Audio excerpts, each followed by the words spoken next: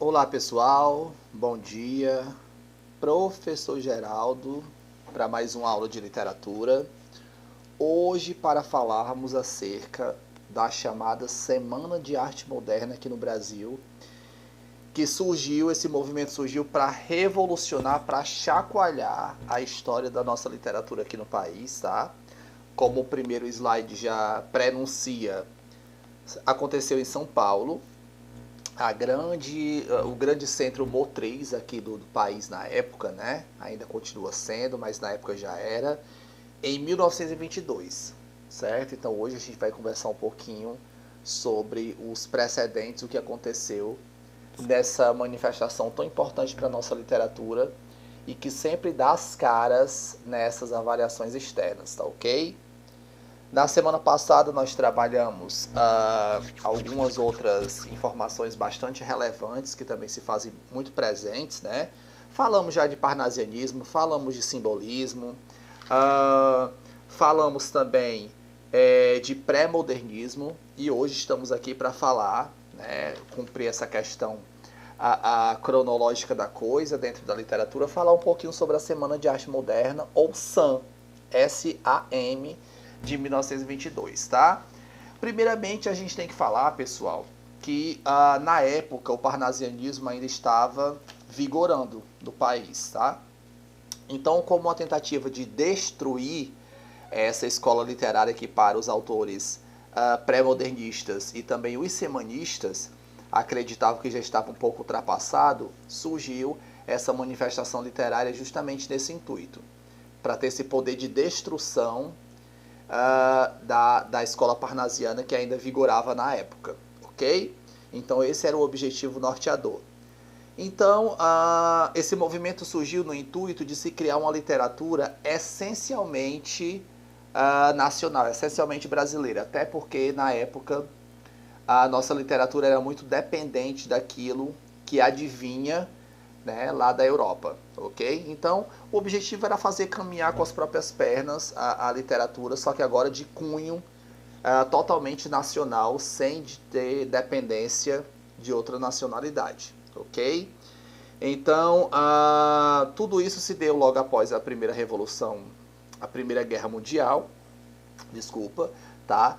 Então, tudo isso chacoalhou, o mundo já vinha de muita destruição, de muitas movimentações diferenciadas, de muita guerra, muita turbulência, e no Brasil também não foi diferente. Então, logo após a Primeira Guerra Mundial, surgiu essa questão de se criar a Semana de Arte Moderna aqui no país, com esse objetivo, com essa meta de se criar uma literatura essencialmente nacional, certo?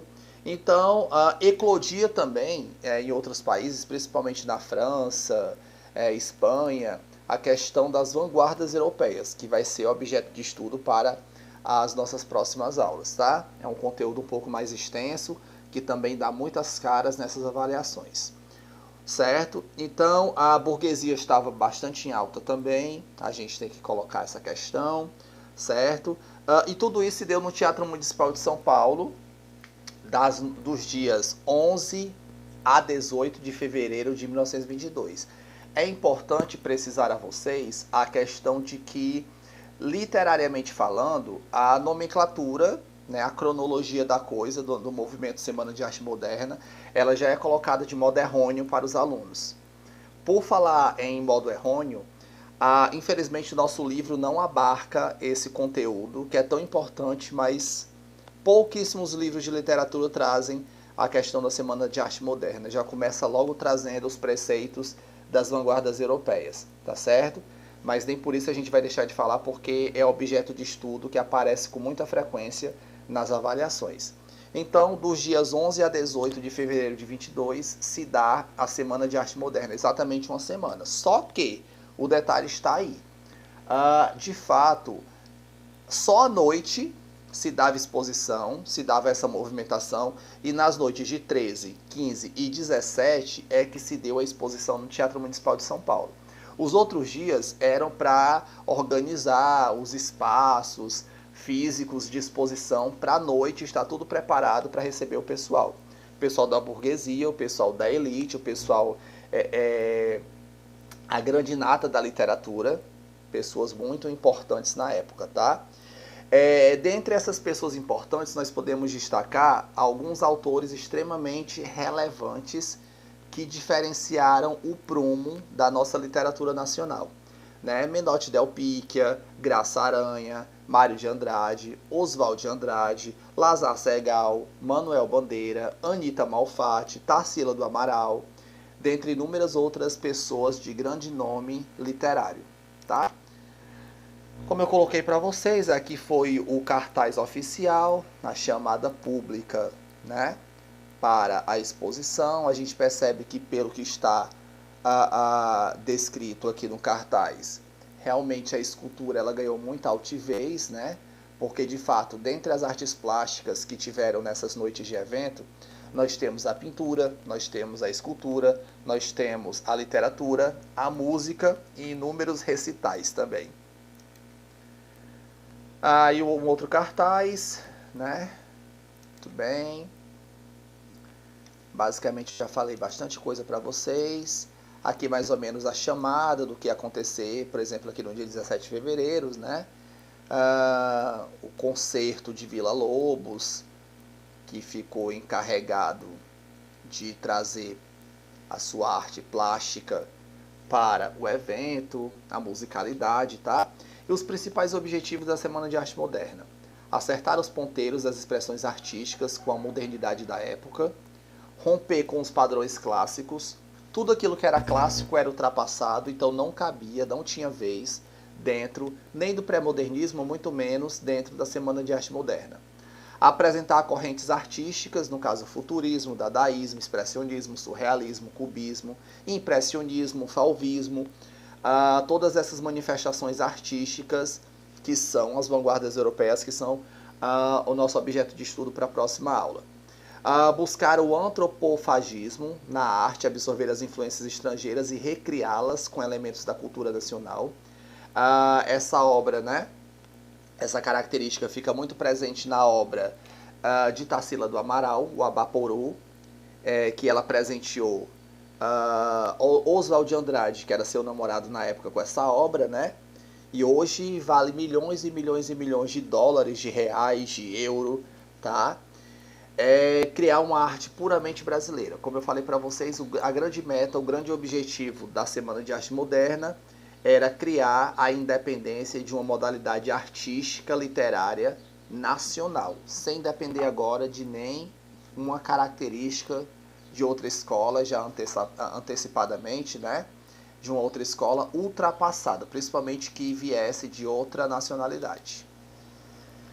Aqui nós temos uma charge, né?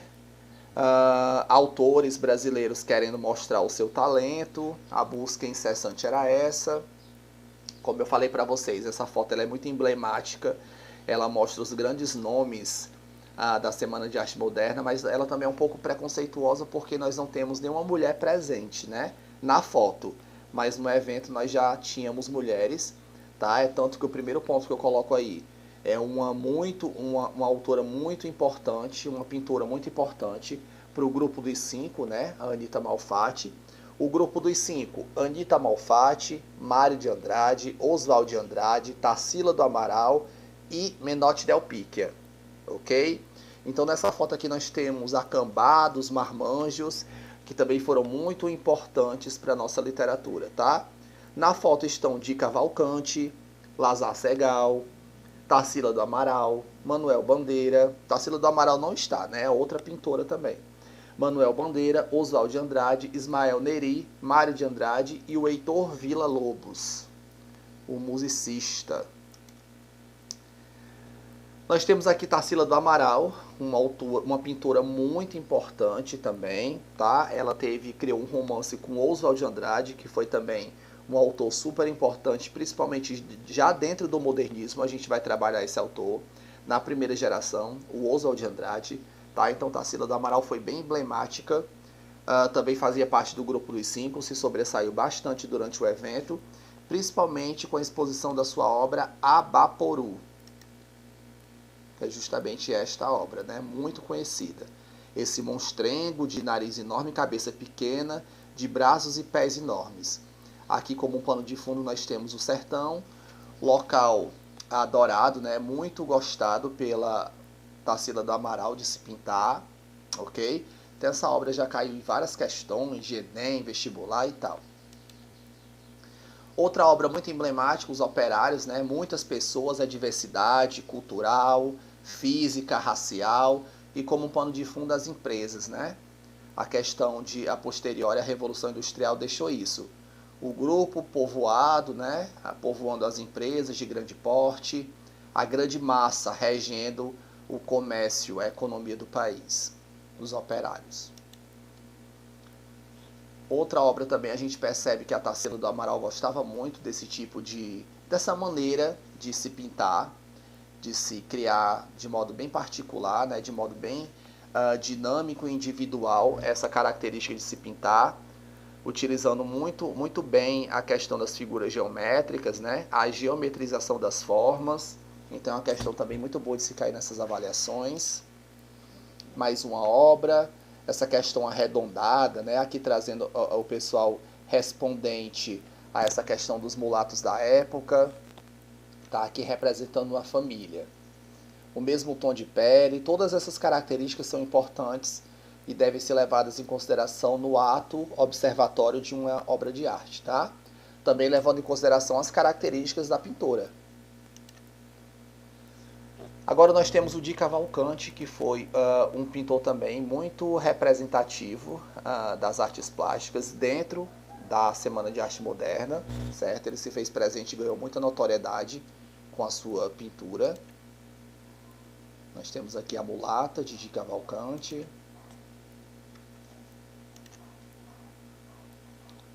Você percebe também os negros sempre se fazendo presente, né? Agora uma maneira diferenciada de pintar, utilizando mais o colorido, certo? Baile popular, também mostrando a questão da culturalidade do povo brasileiro. Anita Malfatti, que infelizmente também ganhou muita notoriedade, felizmente, né? Fazia parte do grupo dos 5. Se sobressaiu bastante durante a Semana de Arte Moderna, mas que infelizmente foi muito ferida, muito agredida pelo Monteiro Lobato, né? Através daquela carta que ele fez a ela, Paranoia ou Mistificação, que mudou até a maneira de Anita Malfatti pintar suas obras, né? Uma carta muito agressiva, feita por Monteiro Lobato, a pessoa da Anita Malfatti. Uma das obras mais relevantes da Anita se chama A Boba.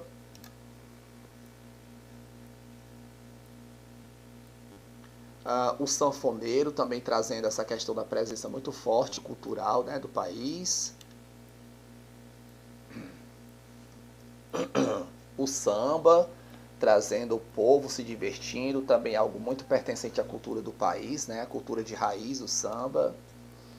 Lazar Segal também foi outro pintor muito acadêmico, muito bem visto durante as noites de exposição da Semana de Arte Moderna. Caboclas montadas, mais ou menos representando a maneira de pintar do Lazar Segal. Família Judia.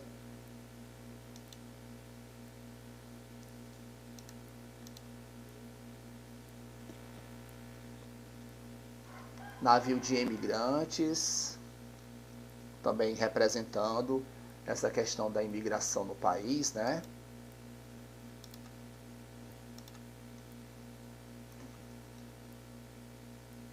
A coletividade, o agrupamento de pessoas. Tá só dando um probleminha aqui na hora de passar os slides, mas vai dar certo.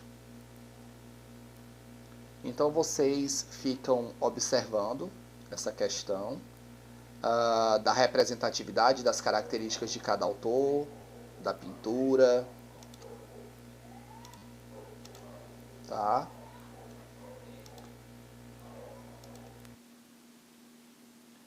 Bom, pessoal, desculpa diante de alguns probleminhas técnicos aqui, eu não consigo mais colocar a página inteira, mas isso não trará prejuízo para você compreender o conteúdo, tá?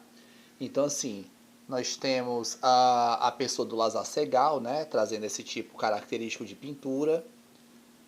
Na sequência, nós temos aqui um dos grandes nomes que infelizmente não pôde participar devido a um episódio de doença, né, de enfermidade, representando agora a literatura, o meio poético, um dos autores mais primordiais, mais brilhantes da nossa literatura brasileira, né, Manuel Bandeira, que escreveu o poema Os Sapos, agredindo verbalmente, mas de modo oculto, não tão explícito assim, o pessoal parnasiano, tá? Ele mandou um representante para o seu lugar, que no caso foi o Ronald Carvalho, que ficou encarregado de fazer a declamação desta poesia, chamada Os Sapos, certo? Vocês dão uma lida aí, ajudam um pouco a minha garganta. Como eu falei para vocês em relação à representatividade dessa poesia, Manuel Bandeira a construiu justamente para atacar frontalmente os autores parnasianos que ainda existiam e faziam muita a cabeça do pessoal da época, né? Principalmente os jovens que se detinham nessa literatura ainda parnasiana que, de acordo com eles, era extremamente ultrapassada e desnecessária. É interessante deixar claro que o pessoal que se fez presente durante a Semana de Arte Moderna eram uns autores muito afrontosos, tá?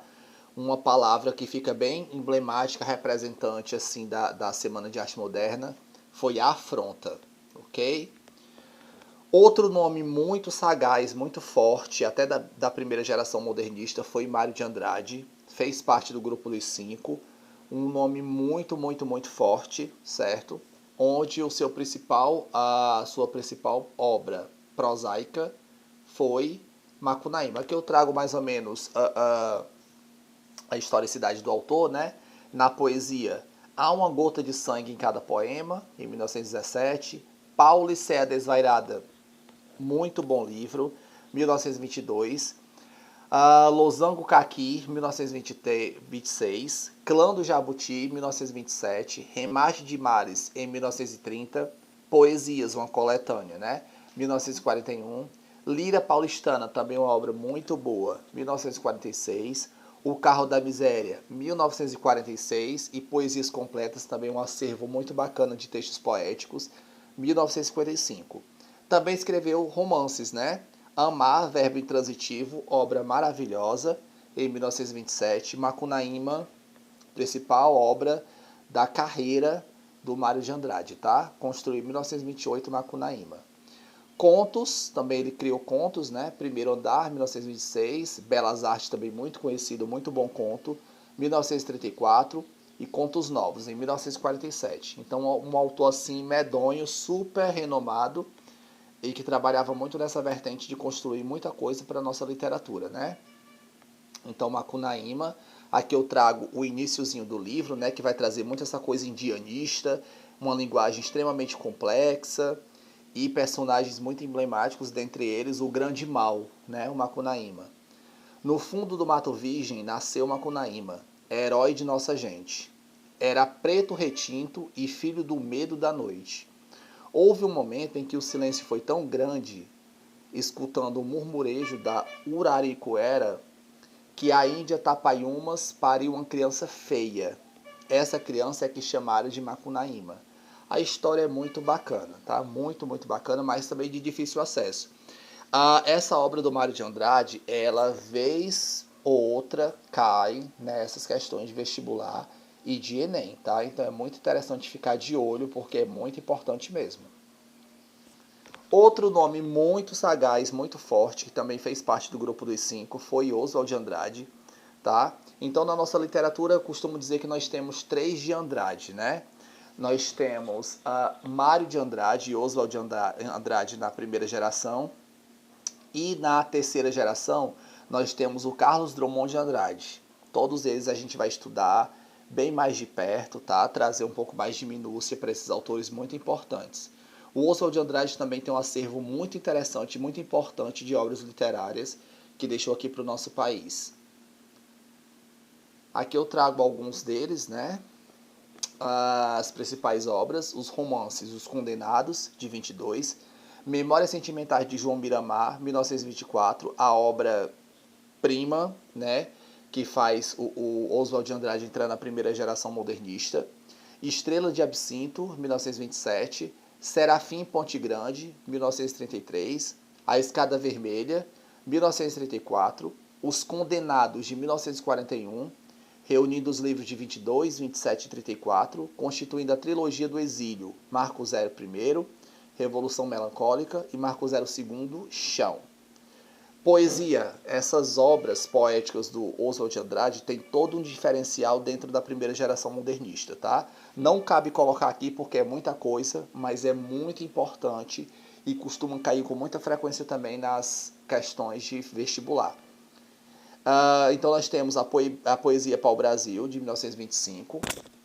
Primeiro caderno de poesia do aluno, Oswald de Andrade, em 1927. E Poesias Reunidas, 1945. Também foi teatrólogo. O Homem e o Cavalo, 1943. A Morta, o Rei da Vela, de 1937. Aqui eu trago um pedacinho de Serafim Ponte Grande, uma obra também bem emblemática do Oswald de Andrade. Fim de Serafim. Fatigado das minhas viagens pela terra, de camelo e táxi. Te procuro o caminho de casa, nas estrelas, costas atmosféricas do Brasil, costas sexuais, para vos fornicar, como o pai bigodudo de Portugal, nos azuis do clima, ao solém nostrum, entre raios, tiros e jabuticabas. Então, pessoal, basicamente, nós finalizamos aqui, né? Eu não trago nada falando acerca do Monteiro Lobato, que foi ele quem fez aquela carta extremamente desnecessária, extremamente afrontosa, extremamente brutal para Anita Malfatti, paranoia ou mistificação, mas falamos acerca da pessoa do Monteiro Lobato na aula passada, certo? Quando a gente falou de pré-modernismo, certo? Mas mesmo assim, o Monteiro Lobato, ele não se fez presente a Semana de Arte Moderna, mas infelizmente infringiu essa norma de boa conduta, né, e atacou ferozmente, com muita veracidade, a Anita Malfatti, tá? Então, esse é o panorama. Eu tentei não me prolongar muito na aula, desses 32 slides aí que eu falei um pouquinho de cada autor, de cada persona, cada semanista que participou da Semana de Arte Moderna. Eu espero que tenha ficado claro. E para qualquer maior esclarecimento, vocês podem entrar em contato comigo, tá? Hoje eu estou um pouquinho baqueado, gripado, um pouquinho febril. Então, a qualquer momento, vocês podem entrar em contato comigo. Eu espero que eu tenha ajudado, tá bom? É isso, pessoal. Abraço. Tudo de bom. Até logo.